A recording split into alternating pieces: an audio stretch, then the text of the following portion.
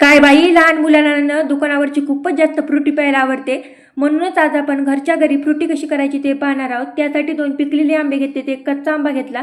दोन्हीवरचं पण साल काढून घ्यायचं आणि पिकलेल्या आंब्याचा आपल्याला गर काढून घ्यायचा आहे. चाकूच्या सहाय्याने इथे मी संपूर्ण गर काढून घेतलेला आहे. काढलेला गर आपल्याला मिक्सरच्या भांड्यामध्ये टाकायचा.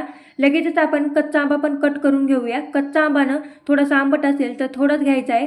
तर बारीक बारीक असा कच्चा आंबा पण कट करून झालेला आहे. लगेचच मिक्सरच्या भांड्यामध्ये टाकायचा. यामध्ये थोडीशी साखर घालायची, मिक्सरला हे फिरून घ्यायचे. मिक्सरला फिरून घेतलं की चाळणीमधून न एकदा हे संपूर्ण गर गाळून घ्यायचा, म्हणजे जाडसरकन वरी राहत येतं. तर आपलं हे संपूर्ण गर गाळून झालं आहे. चमच्याने एकदा मिक्स करायचं आणि गॅसवर इथे मी गरम पॅन करायला ठेवला होता.